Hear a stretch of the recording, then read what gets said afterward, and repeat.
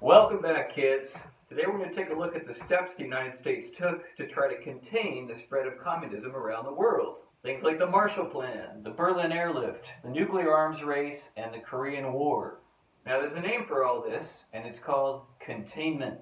And the big question for us today, was containment of communism a good policy? We're going to start off with a speech given by President Harry Truman in 1947, where he outlines a policy called the Truman Doctrine. You can join me at the top of the reading on Google Classroom, or you can just follow the video. So the story of this policy of trying to contain the spread of communism around the globe begins in 1947 with a very famous speech given by President Harry Truman. In this speech, he's going to outline something called the Truman Doctrine, and I'm going to ask you to listen carefully to this speech. At the end, I'd like you to summarize in your own words, what is the Truman Doctrine? The peoples of a number of countries of the world have recently had totalitarian regimes forced upon them against their will. The government of the United States has made frequent protests against coercion and intimidation in violation of the Yalta Agreement in Poland, Romania, and Bulgaria. I must also state that in a number of other countries there have been similar developments. At the present moment, in world history, nearly every nation must choose between alternative ways of life. The choice is too often not a free one. One way of life is based upon the will of the majority and is distinguished by free institutions, representative government, free elections, guarantees of individual liberty, freedom of speech and religion, and freedom from political oppression.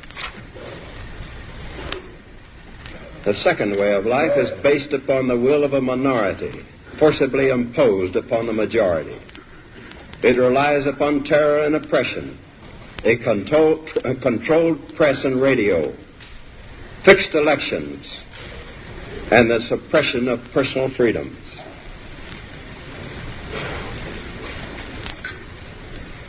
I believe that it must be the policy of the United States to support free peoples who are resisting attempted subjugation by armed minorities or by outside pressures. I believe that we must assist free peoples to work out their own destinies in their own way. I believe that our help should be primarily through economic and financial aid, which is essential to economic stability and orderly political processes.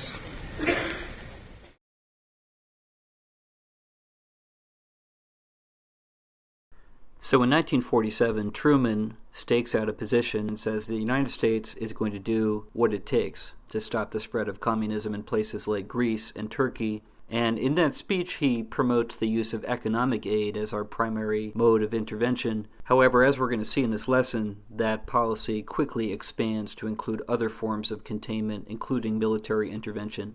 The way this is going to work today, I am going to summarize for you 5 of the key examples of containment in the early stages of the Cold War.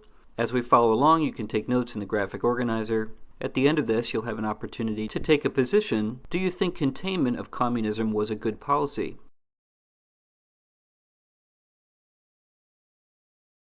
So at the end of World War II, as you can see in the picture here, Europe was utterly devastated by warfare. And the big concern on the part of the United States and Great Britain was that these countries might fall prey to communism.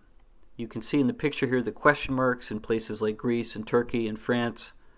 These were places that were devastated by war, and there was a real concern that communism could take hold there. In 1948, the United States devised a plan to prevent that from happening. It was called the Marshall Plan. And in this plan, Congress approved $13 billion in economic aid to European countries. And you can see in the picture here who received the most aid. These were our closest allies, Britain and France. But really, all the nations of Western Europe received generous amounts of American aid. And the reasons for this were twofold. First off, the United States was not just acting to prevent the spread of communism, it was also acting in its own economic interests. It wanted Western Europe to be a strong economic trading partner, and all of these countries turned around and used some of this aid money to purchase American goods. So the U.S. did benefit from this as well. The Marshall Plan was considered a huge success. It helped Western Europe recover economically from the war's devastation and prevented communism from taking hold in these countries. Now, one of the first major tests of this policy of containment came in the summer of 1948. It's called the Berlin Airlift. And to understand this event, we have to understand the map of Germany at the end of World War II. So if you look at this map here, Germany was divided into 4 zones. And the allies of World War II, that's the United States, France, Great Britain, and the Soviet Union, were each responsible for governing one of the 4 zones. Now, of course, what nobody had predicted was that a Cold War was going to develop almost immediately after the war. Essentially, what happened here was that the 3 Western zones, controlled by the United States, Britain, and France, formed their own nation called West Germany, and the Eastern zone, controlled by the Soviet Union, formed its own nation, a communist-controlled area called East Germany. And within the Soviet zone, we had the former capital city of Germany, Berlin. Now, to make things even more confusing, Berlin was itself divided into 4 zones. You had West Berlin, which was governed by France, Britain, and the United States, and East Berlin, which was controlled by the Soviet Union. Now, as the Cold War got off the ground, this arrangement caused real tensions, and West Berlin was increasingly isolated inside of the Soviet zone. Now, there were roads and railways which connected West Berlin to West Germany. But in June of 1948, the Soviet Union aggressively blocked those roads and railways. This was called the Berlin Blockade. Now, at this point, the United States and the other allied nations had a choice to make. Were they going to act to try to save West Berlin from Soviet control, or were they going to allow the Soviet Union to take over all of the city of Berlin? And President Truman determined that the United States had to take a stand and do whatever it took to protect the city of West Berlin. However, the United States did not want to start World War III. So the Allies came up with a creative solution. Rather than confront the Soviet tanks on the roadways, they chose to supply the residents of West Berlin using airdrops. And for an entire year, the British Royal Air Force and the U.S. Air Force flew over 200,000 flights, providing 13 million tons of food to the residents of West Berlin. This was a massive undertaking. The Soviet Union looked at this, they said, oh, that's not going to work. But they pulled it off, and at the end of that year, the Soviet Union backed down and reopened ground transportation routes to West Berlin. Now, in 1949, the United States and 9 other European nations took another aggressive step to contain the spread of communism. They formed a defensive alliance called NATO, or the North Atlantic Treaty Organization. And in response, the Soviet Union formed its own alliance called the Warsaw Pact with other nations in Eastern Europe. Now, you probably recall that our first president, George Washington, warned us against forming these kinds of defensive alliances. His reasoning was that alliances could lead to war. But by the mid-20th century, the United States had completely abandoned this advice, and we were fully committed to doing whatever it took to stop the spread of communism. Now, NATO has been a cornerstone of U.S. foreign policy since 1949, but President Trump is the first president since we joined NATO who has been very critical of this agreement. He has argued that the United States contributes more than its fair share of the cost of the alliance, and he's even suggested the U.S. withdraw. Now, we learned that the United States was the first country in history to use the atomic bomb against another country. And U.S. intelligence experts estimated that it would take many years for the Soviet Union to catch up in the nuclear race. But they were mistaken. What they did not count on was that the Soviet Union had spies inside the U.S. nuclear program, and the information they took from us helped them build a bomb much quicker than expected.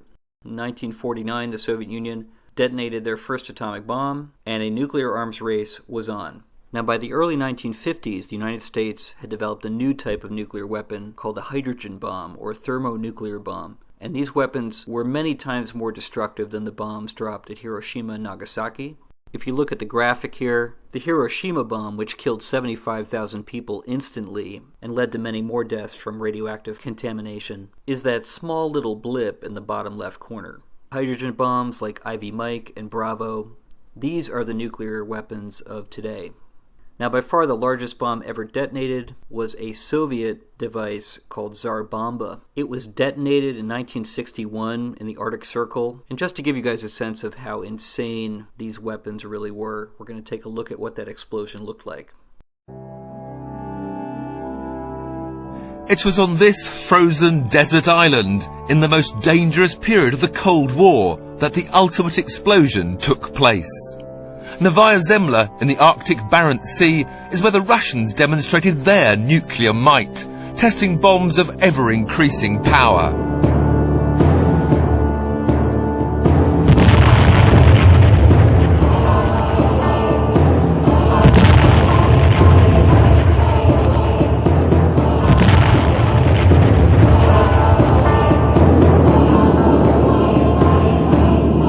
On October the 30th, 1961, they pushed the limits of explosive power further than they'd ever gone, or will probably ever go again. This bomb was codenamed the Tsar. It contained the equivalent of 58 million tons of TNT, or all the explosives used in World War II, multiplied by 10. The Tsar, the biggest bomb, the most powerful device mankind has ever constructed, was to be their masterpiece. And a political showpiece too. 6 camera crews were assigned to film this unique moment in history. The aircrew were hand-picked. They'd been warned their safety couldn't be guaranteed. They could avoid being blinded by the light, but being knocked out of the sky was quite possible. The exact moment of release was controlled from the ground. The bomb had been given a parachute to slow its descent and give the crew more time to escape.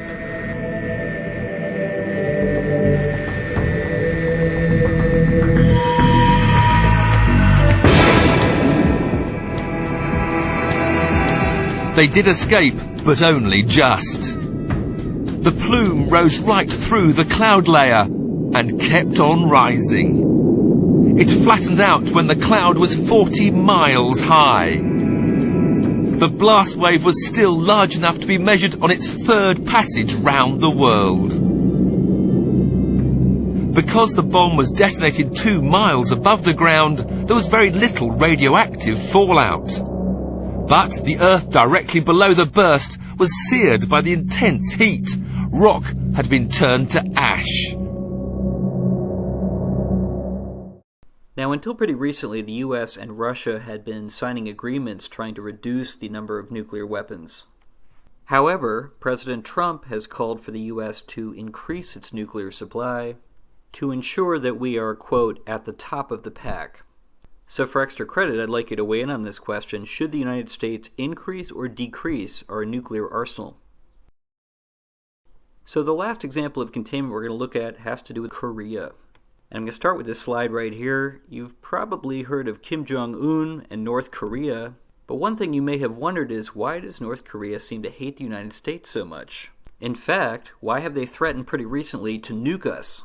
Well, this history goes back to the early Cold War. And to understand this story, we need to look at what happened to Korea at the end of World War II. Korea, at the end of the war, was divided into 2 parts. The northern part, North Korea, was controlled by the Soviet Union. The southern part, South Korea, was controlled by the United States. Now, Korea was supposed to be reunified at some point, but when the Cold War began, that never happened. North Korea remained a communist country, allied with the Soviet Union, and South Korea remained non-communist, allied with the United States. Now, the communist leader of North Korea was named Kim Il-sung. That's the grandfather of Kim Jong-un. And Kim Il-sung wanted very much to unify Korea as a communist country under his leadership. To do this, however, of course, he would have to go to war against the South Koreans, who were allied with the U.S. So Kim Il-sung asked the Soviet Union if they would have his back in this undertaking. And then finally in 1950, they said, go for it. The Soviet Union calculated that the United States would not want to become embroiled in a war in Southeast Asia. So in June of 1950, Kim Il-sung and North Korean forces invaded South Korea. Now, just like with Berlin, this was a test of the containment policy. was the United States going to do whatever it took to stop the spread of communism? And as it turned out, the answer was yes. The United Nations Security Council passed a resolution condemning the actions of North Korea, and this began a 3-year war known as the Korean War. Now, many Americans don't know this history as well as they probably should. The Korean War was a brutal war. It led to 36,000 American troops killed, and many more South Korean and North Korean troops. 2 to 3 million civilians were killed in this conflict, and Chinese troops. At one point in the course of this war, we were fighting China directly. China at this point was also a communist nation. And at one point, the commander of the U.S. forces in Korea, Douglas MacArthur, recommended that the U.S. nuke China. And for that, he was fired by President Truman. Now, this war ultimately ended in a stalemate. North Korean forces almost succeeded in pushing the United States out of South Korea, but U.S. forces pushed North Korean forces back to the Chinese border, and then the Chinese pushed the Americans back again. The war ended with an armistice line drawn in the middle of the country near the 38th parallel, and today that is the border between North and South Korea. So to return to our original question, why does North Korea hate us? Even though most Americans don't think much about the Korean War these days, for North Korea, the Korean War happened yesterday. North Korea today is a communist dictatorship. A lot of its culture and propaganda revolves around hating the United States, and this memory of the United States as an imperialist country which attacked Korea and massacred innocent people. So they have a very different understanding of this history than most Americans do.